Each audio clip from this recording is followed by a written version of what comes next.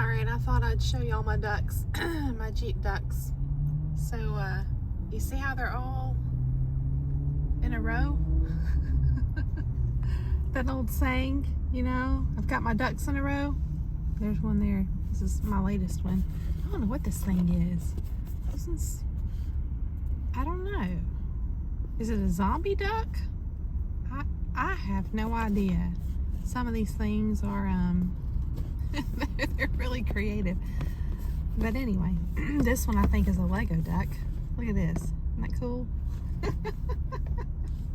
So, anyway, you know, I pass by other Jeeps and it's like, y'all ignore all my pins and change and stuff. I pass by other Jeeps and their ducks look perfectly just aligned and facing forward.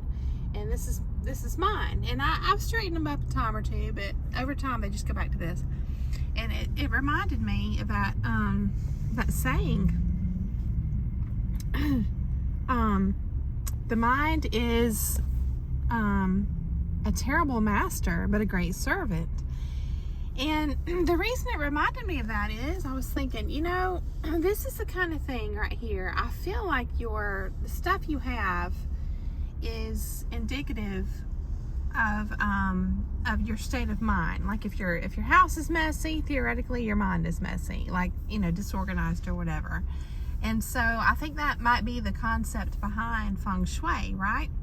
That if you start on the outside and straighten everything up, and then you know, it helps to organize the inside, you know, all your thoughts and your feelings, and so you can kind of work from the outside in. It's the concept of feng shui. I don't think I'm saying that right.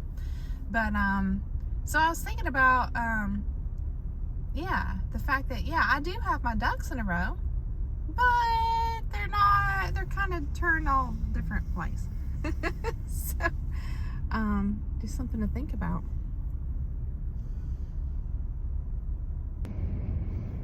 Hey y'all, hope you're doing well today. So I hope you enjoyed me sharing my Jeep ducks with you all. I get inspiration from everywhere, and so and I just encourage you to do the same, which will actually tie into the message a little bit today. So but again, I hope you're doing well, and I hope you enjoy the message today. So I'm going to start with the quote that I've already shared in my little clip a few seconds ago. The mind is a wonderful servant, but a terrible master. So, in other words, let me put my spin on this. I would say if we perceive ourselves as our mind, we are at its mercy. And so, you know, if you think about modern society, and maybe not even just modern society, but just through the ages, it seems like the mind has been exalted almost to an idol, really, through academics and all the accolades and the titles and everything people are rewarded with, just as part of our culture. You know, it just seems like everything points to the mind, the human mind, which is limited and has tons of blind spots and all this stuff, right? But it seems like the human mind has been exalted.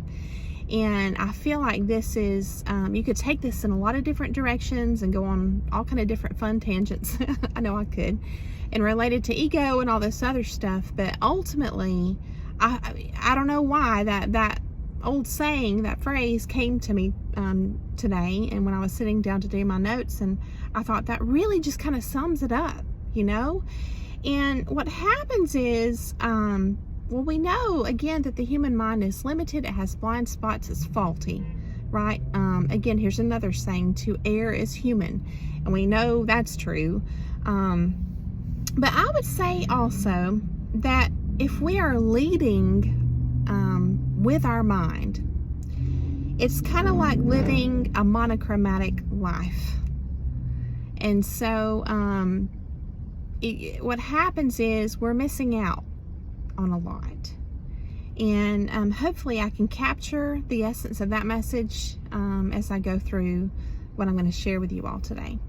So, you know, the Bible says And I hope, again, if you're new to my channel, I hope that my message can be beneficial for you, regardless of your religious or spiritual beliefs, right? But I do like to pull in inspiration from all different belief systems. I'm most familiar with Christianity, as that's my background and my belief. But the Bible says that we are supposed to bring intention to filtering. We're supposed to bring intention to our thoughts. We're supposed to take all of our thoughts captive, right? And kind of filter.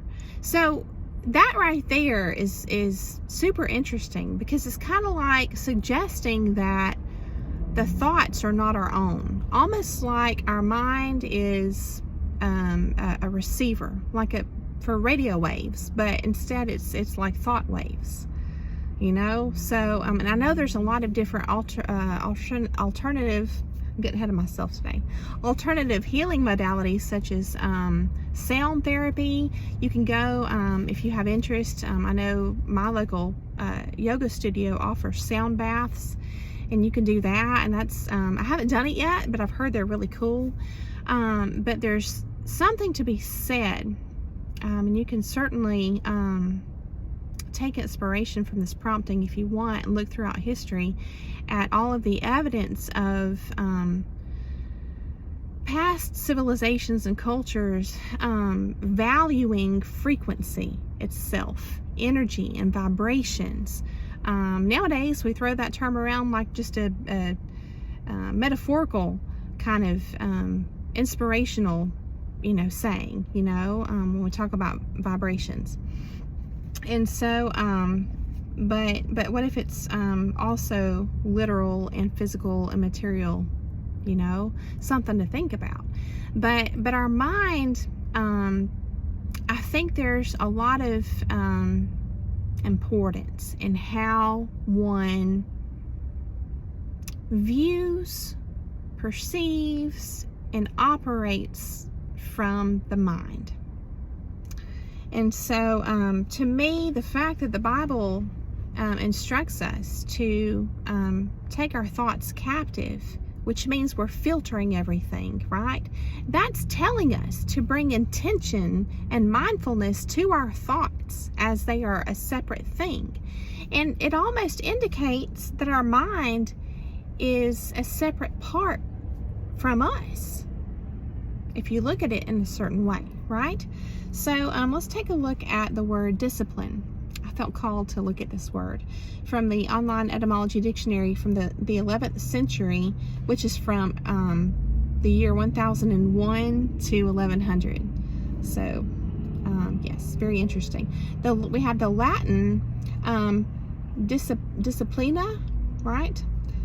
Which means instruction given, teaching, learning, and knowledge. And then we have the Old French discipline, meaning physical punishment and teaching, but also suffering and martyrdom. And then we have the, it actually said in the online etymology dictionary, the Latin word is glossed in Old English by Piodeskype. The meaning, treatment that corrects or punishes, is from the notion of order necessary for instruction. That's from 1386. So we're going to kind of look at the evolution of this word discipline. In 1489, it was related to military training. And then in 1539, the Latin was replaced by Old French. All right. So, so we understand that if we're looking at the Latin, we're getting kind of, to me, closer to the original spirit behind, or intention, energy behind that word. Again, we know that words are powerful, right? In the beginning was the Word, and the Word was with God, and the Word was God. So words are closely related to energy and vibrations and creation, right? We know this. And so, yes, Latin, disciplina, meaning instruction given, teaching, learning, and knowledge. Okay, and then from there, it evolved, or you might say devolved, right, into a negative connotation. So interesting, like so many other vocabulary words we've looked at on my channel. And it becomes persecutory, you know, just judgmental and just shaming and all of this. But yeah, so the positive winds up devolving into the negative, right, with these words. So, but discipline is not a bad thing. It's not a bad thing. We're going to take a look at that. So, you know, even in this meaning here from the old French, discipline, I don't know how to say this, right? Physical punishment, suffering, martyrdom. If you look at the word martyr, let's just take a look at that. The roots of the word martyr, right, also it seems to progress to the negative, right? It's said in the Christian lens, it literally means witness. So it's related to the Greek word murmura, meaning care and trouble, as well as murmurin, right, to be anxious or thoughtful. We also have the Sanskrit word smarati, meaning remember, and the Latin memor, meaning mindful. So again, all of this ties into the evolution of the word martyr. Again, those meanings are not bad, right? To be a witness for God. And I understand that throughout history that has meant even unto death. I understand that. But let's look at these other words I was sharing with you all. Again, the Sanskrit words, smarati, meaning remember. The Latin word memor, meaning mindful. The Greek word murmura, meaning care and trouble, or to be thoughtful. So there's intention. That's what I see when I look at those words. There's thoughtfulness, there's mindfulness, there's intention, there's authority within oneself that is kind of like empowering that word. And then as time went on, we know that it became associated with, let me read these descriptions, right? Again, this is as we go through time. The meaning, one who suffers death or grievous loss in defense or on behalf of any belief or cause, such as love, etc., which is awful, right? That's from the late 14th century. And then we have the general sense of constant sufferer, a victim of misfortune, calamity, disease, etc. is from the 1550s. It's like, okay, it's no wonder that you're gonna look at this next part, okay? Martyr complex. Now you see how it turns on you. It's kind of like these words start out as being connected with the divine, having a numinous element, an empowering spirit behind them, and as they devolve, is what I would say, or de-evolve, y'all know what I mean. Then there's like a turning and a twisting to the meaning. And remember, words are powerful, and it's a self-condemnation type spirit that happens as we go through time. And so just super interesting to me. Yes. So by 1916, the word martyr was associated with the martyr complex. Now everybody's developing complexes. See, because we're you know, turning the judgment on ourselves. We're judging, right?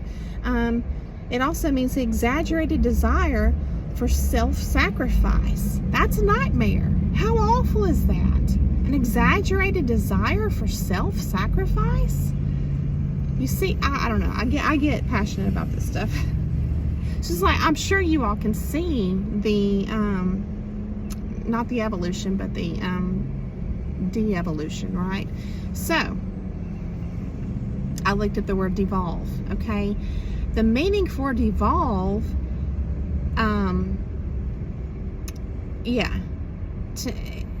let's see here, my notes. The meaning for devolve, to cause to roll downward, is obsolete.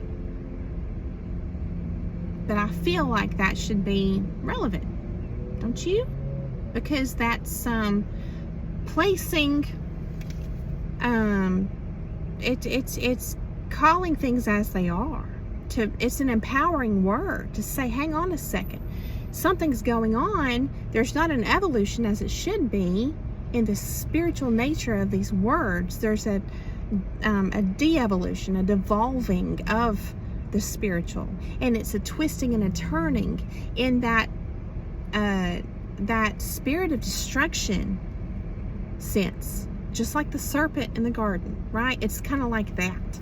It's very much like that, in my opinion. But how funny that the original meaning of devolve, which means to roll downward, is now obsolete, and the new meaning just means to transfer or to delegate a duty or a responsibility to or upon another. See how it became neutral? Yeah. It's almost like taking away the authority in that word. Really interesting. And look, I'm not trying to insinuate some kind of grand conspiracy. I don't know why these words have, I'm just seeing a pattern, and I can't help it. In studying words, y'all know, I think I've shared with y'all before, you know, I went to college for my undergraduate initially to major in English Lit. I was going to teach that. And there was a turn of events, and I wound up going into art. And I don't regret that, but I'm still very passionate about language in general. And really, art is just another form of language, you know.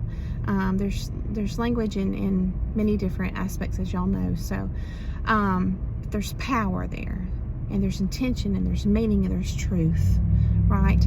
So this is really important to me. And again, I'm not trying to insinuate some kind of grand conspiracy. I just simply am noticing, I'm observing, and maybe this is something that has just happened over time, and maybe it's kind of a collective effort that's unconscious or subconscious within humanity. I don't know, but just really something to take note of, I think, especially when the Bible says in the beginning was the Word, and the Word was with God, and the Word was God, you know. So we don't need to be twisting stuff. So the good meanings are becoming contaminated and twisted by the spirit of judgment. The spirit of judgment, if you'll notice. They become punitive. They become blaming. Okay? And it's really important, too, that I seem to notice, and you may too if you do word study, that it's not just judgment, but self-judgment. That's really important. So, yes. So again, the important meanings to some of these words that are meant to point to hard truths that would operate like keys to our awareness, like something devolving, they're getting reworked and softened into neutrality.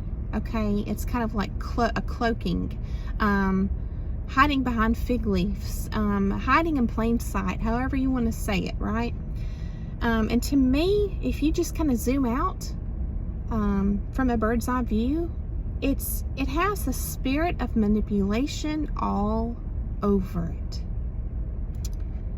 So it's almost like, if you want to kind of put a creative spin on this, you know, as far as just a descriptive, because sometimes that's what we need, just to, you know, to use some imagination and creativity to unlock an awareness within us, or a key point. So this spirit of manipulation that seems to be at work in the evolution of our language, it's almost like a thick fog that's just hanging in the air, poisoning our spirits, killing us softly. Right? Remember, the devil was described as, you know, an angel of light. Satan, you know, an angel of light, pleasant to the eyes, not like Hollywood portrays the devil. You know, I mean, because if we saw that, we'd run. Simple. We wouldn't engage with it. We wouldn't buy into stuff and use it as part of our lives. You know, we would run from it. So yes, there's deception at work. In order for manipulation to be losing my words, effective. Yes. So remember, I'm seeing this pattern of self-judgment in the evolution of these words, okay? But yet, again, through the Christian lens, for God to self-sacrifice through Christ so that we don't have to, screams a message. This is, to me, getting into the meat and potatoes, however you want to say it, getting down to the root of the spiritual battle. See? Because again, the Bible tells us that the devil comes to kill, steal, and destroy. Right? And God's like, don't do it. God's like, no, you don't have. I don't even want you to sacrifice yourself. Let me do it for you. That's how powerful this whole topic is of self-sacrifice. You see what I'm saying? How many different ways are we undermining our very life force, our life force energy, our very existence, our very essence? How often are we undermining that unknowingly because we don't have wisdom and furthermore understanding, which is the principal thing. It's when you have the new spiritual eyes, you see this and you can't not see it, right? So when we think about what holds us back, because I think that when we come out of hard situations, challenging times in our life, especially coming out of a toxic entanglement, however you want to break that down, right? We kind of find ourselves stuck, or in a space of mental fog, or just indecision, just self-doubt, things like that, right? Okay. When we think about what holds us back, it should be things like indecision. Should I do this or this? They're both good. Not guilt or obligation. So I invite you, as you're, spending some time in stillness or journaling or whatever it is, to just think about that. The parts of your life where you feel like you want these areas to progress, or you want there to be change or movement, or for a certain area to be more fruitful, or whatever it is. What is it that's holding you back? And you don't have to nail it down to the detail. Just kind of feel into these different things. Do you feel like it's more just simply indecision, or do you feel like it's more like there's a negative energy tied to any which way you turn? Because that can indicate conditioning, right? Because sometimes we can't even, I know this from firsthand experience, sometimes you don't even know how to identify guilt or obligation within yourself. You haven't labeled it. But you can, what you can do is feel into things and identify negative feelings or negative energy versus what feels right. It's relearning. What we're doing is rewiring our brains. That's what we're doing, especially after psychological abuse. And it's hard, but it's worth it. And so we're getting reacquainted with our own inner guiding light is what we're doing. We're getting retuned into that inner guidance, right? And it's gonna, again, it's not always gonna give us pleasant feelings. It's gonna be that sort of truth, that it's going to rightly divide things for us. And sometimes we can identify that that's really kind of what's missing is getting back in alignment with that, because we are so indecisive. We want to be able to rightly divide, which way to go. So, so the word spirit, okay, is from the Latin spiritus, meaning breath.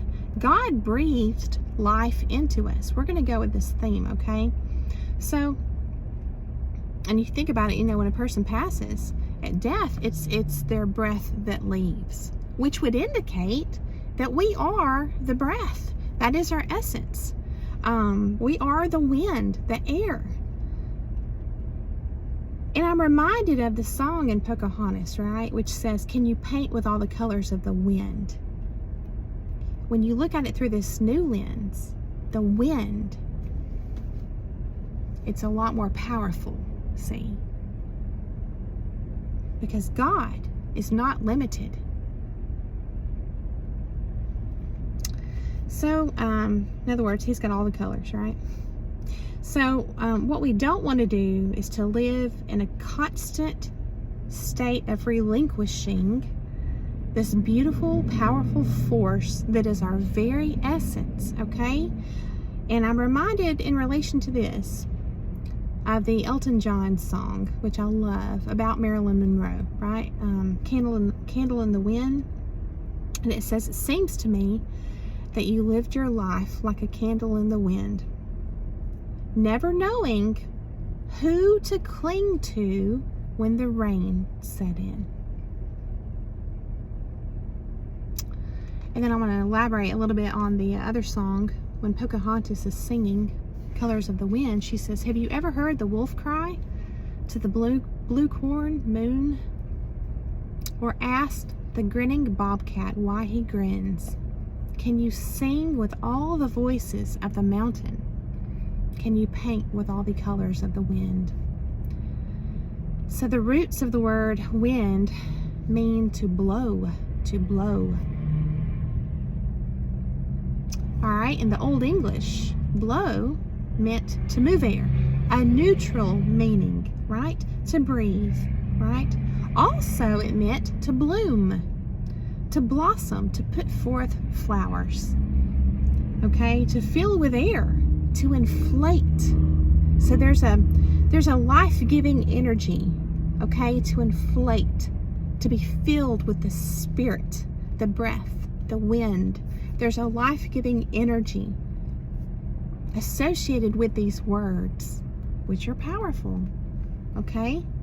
So again, it's interesting to see the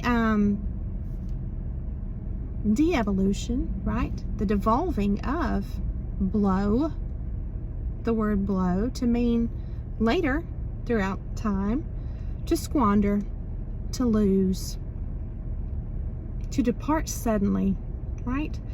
In the 1800s and 1900s. So you can see the negative energy attached, or frequency, or power, or spirit. But it's all negativity attached to these words. They've been contaminated, okay? Also, I mean, I think the word blow has even been used and associated with drugs like cocaine or something. And also in derogatory ways, right? So, you know, what's interesting is ancient practices, not religions, but habits, there's a difference. We're talking about life-sustaining patterns, okay? Which were a part of people's just everyday lives throughout history. So there were these ancient practices in all kind of different cultures that included intentional breathing, intentional mindful breathing, right? As a big part of their foundation. And I feel like as we have moved away from these life-giving practices, it's affected us. It's put us in the dark. It's like we're operating and we've normalized feeling our way through the dark.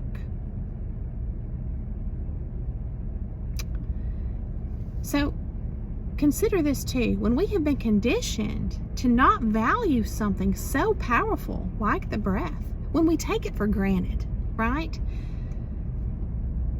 That's never good. But we can learn to ease back into not just valuing our very breath, but everything, just like Pocahontas sings about, right? All the things that you notice, you're suddenly brought back into the present moment. It's kind of like we're zombies. I mean, really, collectively, if you think about it. So I encourage you, if you're trying to get the wheels going, if you're trying to get going, you know, you're stuck in this transitional stage in your life, right? It's not your fault. It's just And it's not to say you're perfect and you haven't contributed to the situation. I'm not saying that either, but we understand that self-condemnation is not where it's at. We don't want to do that, right? So if you're kind of feeling stuck, to whatever degree, in whatever areas in your life, I just encourage you to start somewhere. You don't have to just jump onto some kind of,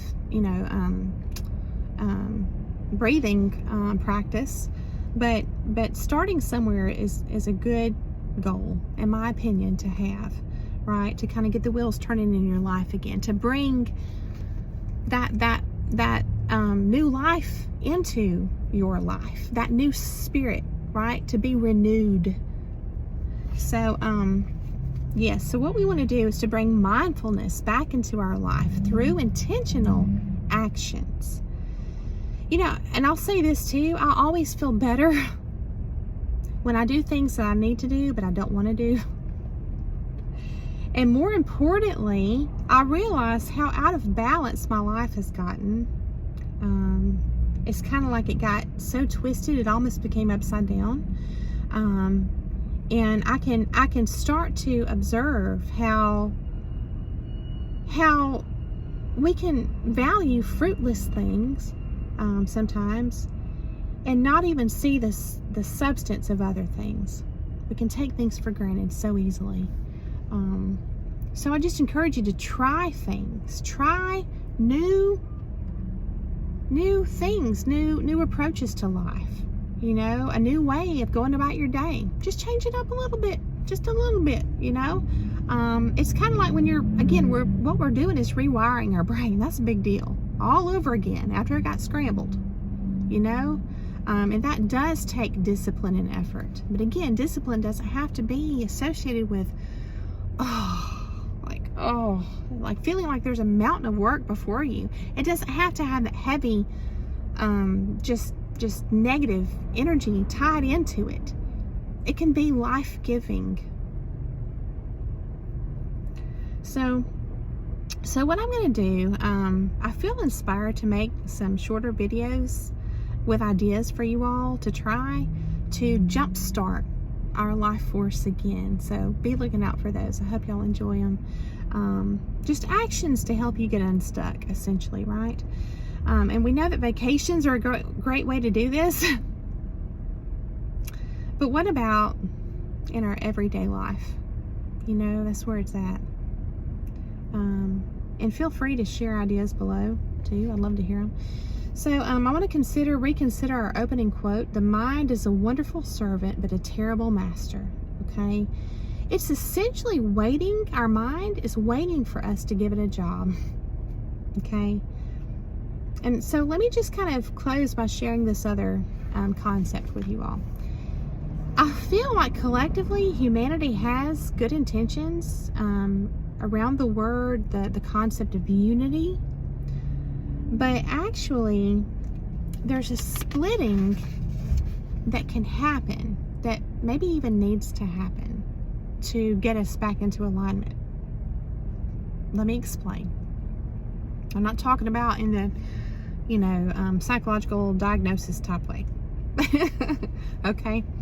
So in meditation, you can focus on something, and I know this because I've done it, okay? And it's documented all throughout history in different cultures and practices, okay?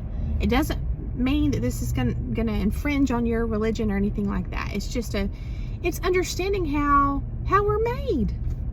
It's understanding how the mechanics of human beings from a holistic perspective is what it means. Okay, but in meditation, you can focus on something because that gives your mind a task. Whether it's breathing, you're counting as you're breathing, you're focusing on your breath. Whether it's creating mandalas, right, out of sand or even paint, creating patterns in art, in other words, or whatever it is, you can give your mind a task and it will go to work. And at some point, if you were super zoned into that, what happens is a splitting. There's a splitting that happens, and your awareness splits off from the working mind, and you can observe this work. And yet you are free. And in this manner, you see that you are not your mind. Your mind is a tool, and it's meant to be a servant. Society would, again, idolize it and deceive us into thinking it needs to be our master. God needs to be our master. Our mind is a servant. It's created to operate in that way, and we're kept from understanding that, from knowing that. See? So, what happens too when this splitting happens, and you go into this state of awareness, it's like it's a state of euphoria. It truly is. And again, I know this from experience. I haven't done it a lot, because I'm gonna be honest with you. When you experience this firsthand, it's so powerful. One experience can last you many, many, many, many years. That's just my take on it. But it's sort of like, I don't know, maybe this is what's in alignment with the concept of enlightenment. I don't know, but it's just an experience, and it's an experience. And it is euphoric. It's so peaceful. It's and I understand. Let me just say this. Let me read my notes. I have no doubt that modern academics would have a ton of negative labels for this experience. I have no doubt. So I understand there's things like dissociation, depersonalization, I get it, and probably tons and tons more. But again, this is ancient wisdom that's documented throughout history that different cultures have utilized. A power, not like a self power, but like this